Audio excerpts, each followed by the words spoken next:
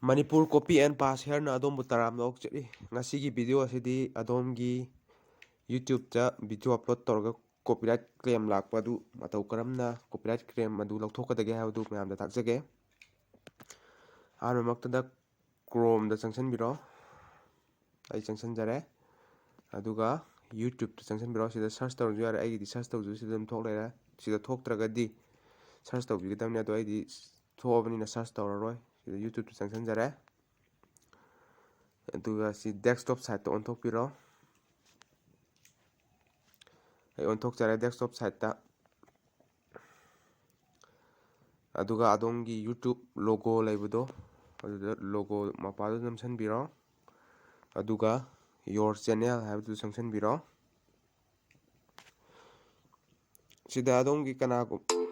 samana customize channel lo tholani customize channel sida sanction biro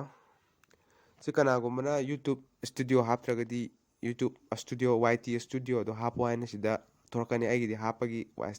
YT studio do sange YT studio haptragadi YT studio do hapsan view aduga smile lere smile thorani aduga aigi content do sanction jarage content habdi si logo aigi YouTube ki logo ogi matha da leriba dashboard sigi makhada content si content ni sidai content habdi sanction jare aduga aigi copyright claim lakwa du sida monetization da ineligible haraga lera copyright claim la si kadau matau karam lokthokadage habduni taktuise sida video da samaina video mapaji samaina thengjan biro title mapaji da aduga sida dollar sign leije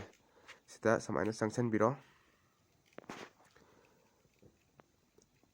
khoigi keno tawdragadi monetization yadriba oiraga su adum si taw dollar sign thoktraga su adum action to si action adum yawbane adum thorkani adum sangsalaga adum yani sina monetization tawraba gini ko chamane copyright claim na yawdu da taklo namaga dum si details ka thorkani adu zoom ka tawke ko zoom ka tawga nuani zoom yadre si details na sida yawbujida si details sida sanction biro adu sida copyright claim adu la to kanana torokpono kai matek ta tawraino do sida lo yawre si copyright claim matia si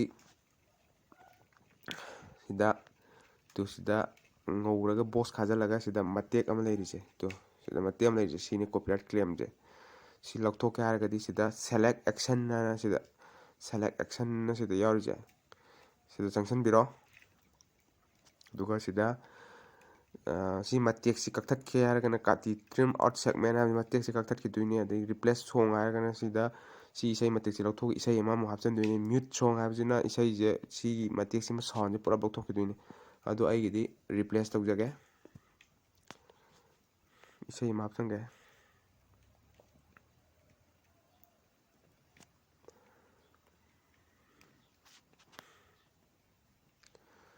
kras lo sare sida isai ama sida gi isai ma khallo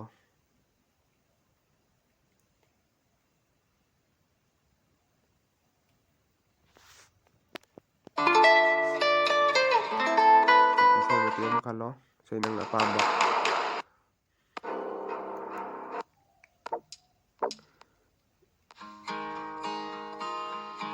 sida isai apamba ma khanlaga hapchangadamni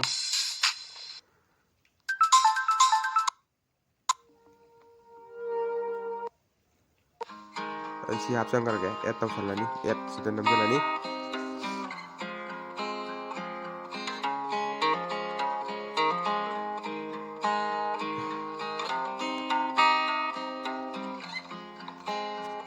add tawre aduga save tawsalani